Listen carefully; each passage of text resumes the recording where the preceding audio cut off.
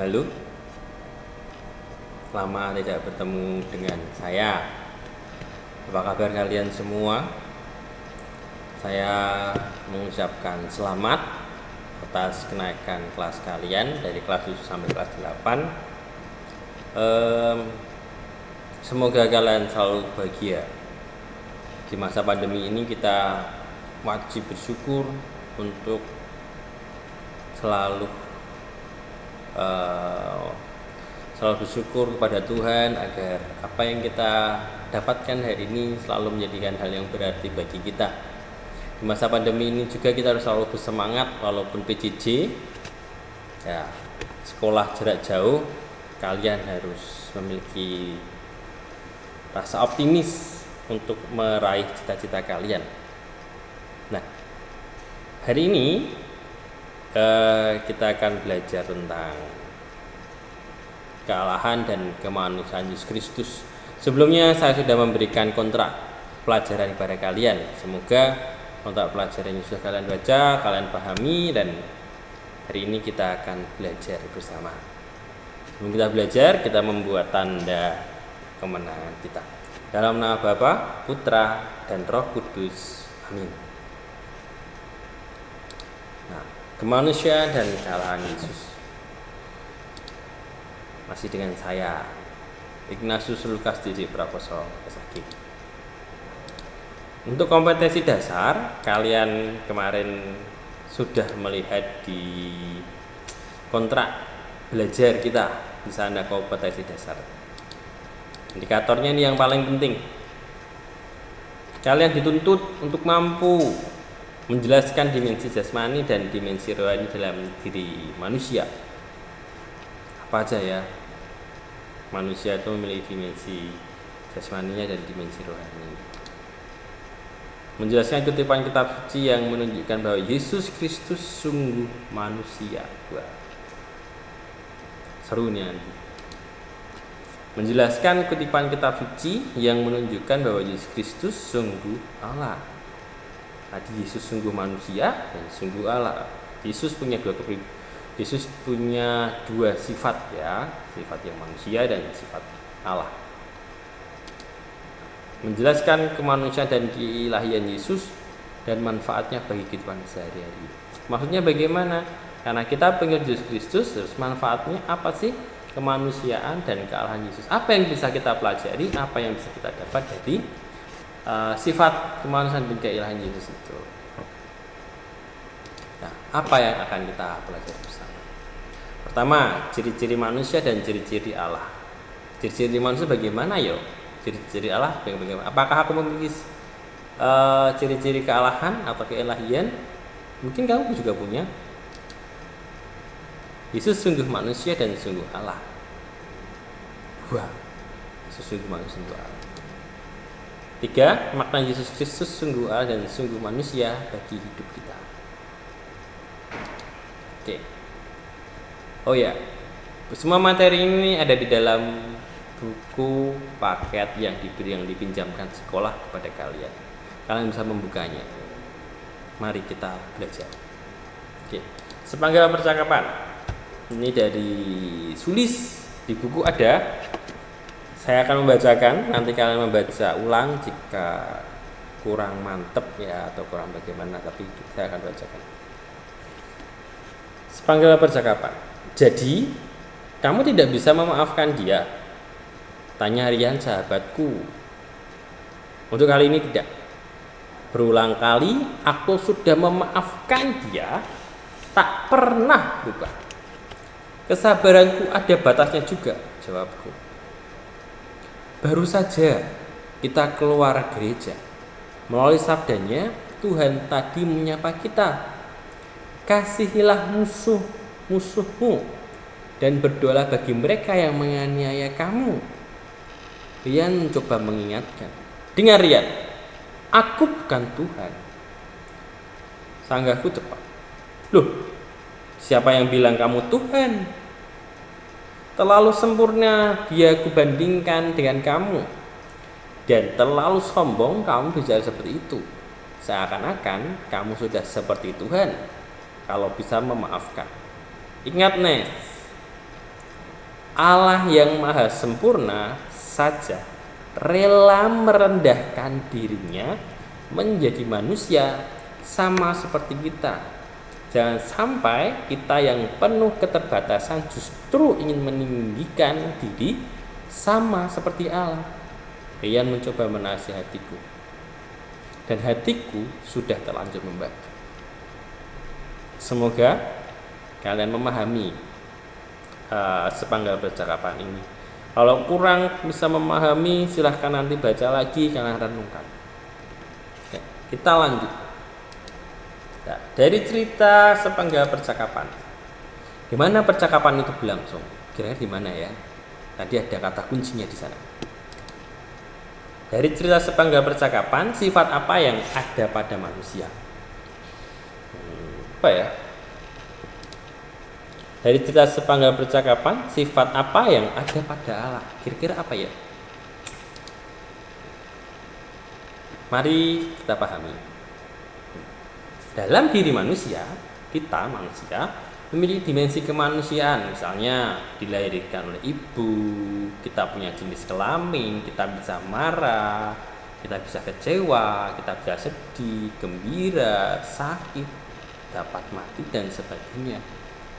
Itu sifat kemanusiaan kita.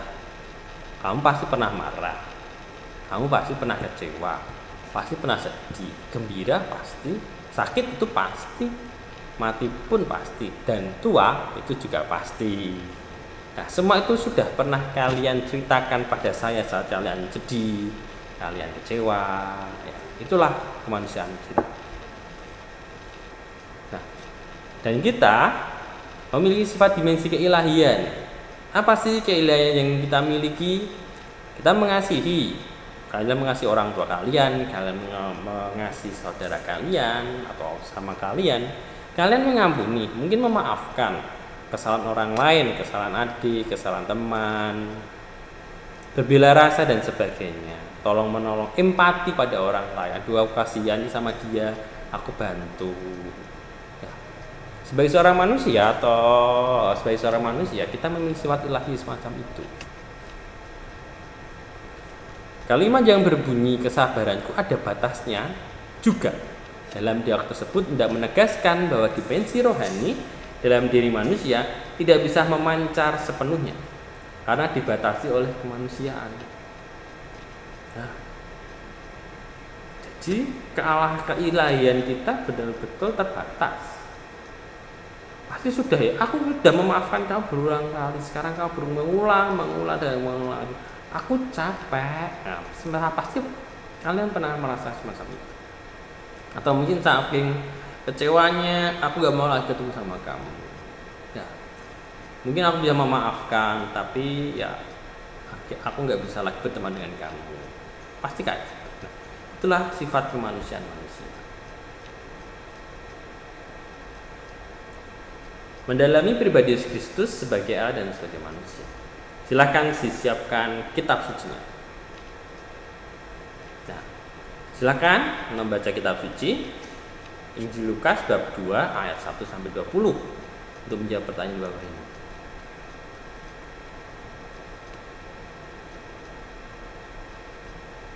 Nah, silakan 4 pertanyaan ini kalian jawab di dalam buku. Silakan siapkan buku Pendidikan Agama Katolik yang baru. Ya, yang lama juga nggak apa-apa ya, Pak, kelas 7. Tulis dengan sebaik mungkin jawab pertanyaan ini. Setelah itu nanti serahkan pada saya melalui WA grup Agama Katolik kelas 8.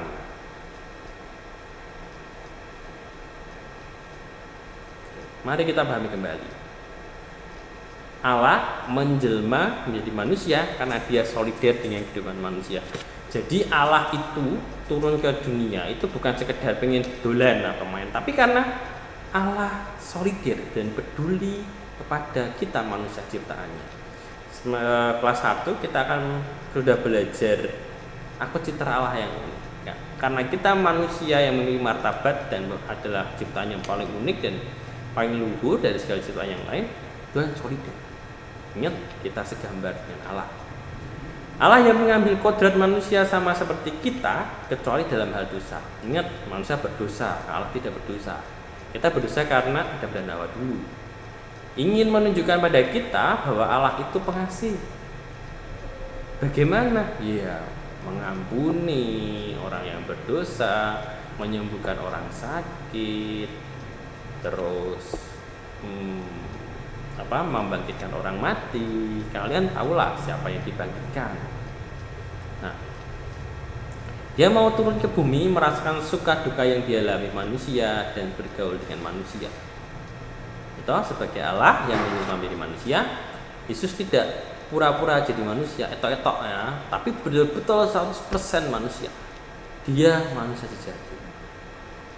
Ya, dalam Lukas bab 2 ayat 1-7 kita tahu ciri-ciri kematian Yesus. Ayah ibunya mengerti Yesus penduduk. Ia dilahirkan dari rahim Maria di kandang, dan ditempatkan di palunya. Ibunya ia lahir di Bethlehem, tempat yang juga biasa dikunjungi manusia pada umumnya. Dan ia berjenis kelamin laki-laki. Di dalam teks lain dapat kita temukan ia bekerja menjadi tukang kayu. Jadi selama sebelum 30 tahun Yesus jadi tukang kayu, mengikuti ayahnya. Siapa tahu nama ayahnya Yesus? Yesus bisa marah waktu di Bait Allah, merasa sedih ya melihat kota Yerusalem yang akan dimasuki, merasa lapar, haus, ketakutan saat berdoa di Taman Getsemani dan mengeluarkan peluh darah. Nah, kemanusiaan Yesus sangat nampak nyata ketika dia harus mengalami nasib yang dialami oleh semua manusia, yaitu mengalami kematian di atas kayu salib. Walaupun 3 hari berikutnya akan bangkit. Tapi itulah kita bisa melihat Yesus itu 100% Allah, 100 manusia. Kita tahu itu ya. 100% kemanusiaan Yesus ada. Orang etok-etok, membo-membo ya, kayak setan semacam itu, tapi dia betul-betul 100% manusia.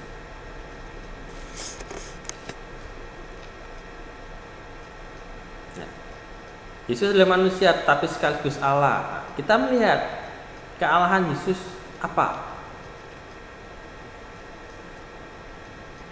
Hari ini telah lahir bagimu juru selamat, yaitu Kristus Tuhan di kota Daud. Ingat, yaitu Kristus Tuhan di kota Daud. Dan tiba-tiba tampaklah bersama-sama dengan malaikat itu sejumlah besar bala tentara surga yang memuji Allah katanya. Kemuliaan bagi Allah di tempat yang maha tinggi dan damai sejahtera di bumi di antara manusia yang berkenan kepadanya. Bayangkan ada malaikat dan sejumlah besar bala tentara surga memuji Allah. Kalau bukan Allah yang bisa membuat semua bala surga, siapa lagi? Keilahiannya Yesus juga tampak dalam beberapa peristiwa. Mujizat yang dilakukan Yesus, misalnya periksa penggandaan roti, Yesus menyembuhkan orang lumpuh, Yesus membangkitkan anak muda di Nain, Yesus mengusir roh jahat, contohnya di Gerasa. Yesus meredakan angin ribut saat ke-12 muridnya ada di kapal dan di danau. Yesus sedang tertidur. Yesus berjalan di atas air. Yesus bangkit dari alam maut.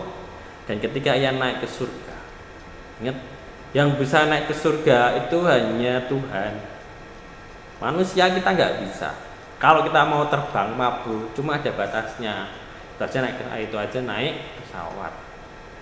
Ya, bangkit dari kematian manusia tidak bisa. Manusia sekali mati, dia mati. Tapi Tuhan bisa melakukan apa saja. Nah, itulah keilahian Yesus. Jadi Yesus itu sungguh Allah, sungguh manusia. Semoga bisa jelas ya dengan pernyataan ini, dengan kalimat penjelasan ini. Kalau kurang jelas, nanti setelah selesai pelajaran boleh bertanya dengan saya secara langsung. Nah, dengan memahami Yesus sungguh Allah dan sungguh manusia, kita diajak untuk meneladani cintanya. Walau ia Allah, ia tidak meninggikan dirinya, ia mau turun ke bumi untuk menyelamatkan manusia. Allah saja mau merendahkan dirinya loh. Masa kita mau menyombongkan? Allah aja nggak sombong, dia bisa segalanya. Maka yuk jangan sombong. Kita manusia diajarkan untuk rendah hati, memahami keterbatasan dan kekurangan kita sebagai manusia. Nah, sekarang jawablah. Sebutkan 5 ayat bukti kealahan atau kealahan Yesus. Sebutkan 5 ayat bukti kemanusiaan Yesus. Contoh, Matius bab 3 ayat 12, isi ayatnya apa titik-titik? Silahkan ditulis. Silahkan dibuat di dalam buku, setelah itu kirimkan ke saya melalui grup WAG. Nanti akan ada pertanyaan selanjutnya, tapi akan saya kirimkan linknya kalau sudah waktunya. Nah. Oleh karena itu aku berkata kepadamu, mintalah maka akan diberikan kepadamu, carilah maka kamu akan mendapat, ketuklah maka pintu akan dibukakan bagimu. Kenapa saya memberikan ayat ini? Jika kalian tidak tahu, tanyalah pada saya. Jika kalian ingin mencari referensi literasi atau buku-buku, silahkan untuk menunjang masa depan kalian, untuk menunjang pengertian kalian tentang pendidikan agama Katolik atau materi yang sedang dipelajari. Ini saran saya. Nah, setiap guru akan memberikan tugas buat kalian. Agar tugas kalian tidak menumpuk, tugas agama ini harus selesai hari ini sampai jam 00 hari ini. Melewati hari ini akan ada konsekuensi nilai. Kecuali ada perjanjian seperti tugas proyek, mungkin waktunya akan lama. Semoga dapat dipahami. Tuhan memberkati usaha kerja keras dan hidupmu. Salam. Cogito ergo sum, spere audi, vivere tuta, vita discendubes. Terima kasih atas waktunya. Semoga apa yang saya berikan, saya sampaikan dapat kalian pahami, kalian dapat lebih giat belajar dan semangat untuk belajar. Sebelum kita tutup, mari kita membuat tanda kemenangan kita. Dalam nama Bapa, Putra, dan Roh Kudus. Amin. Terima kasih, berkah dalam.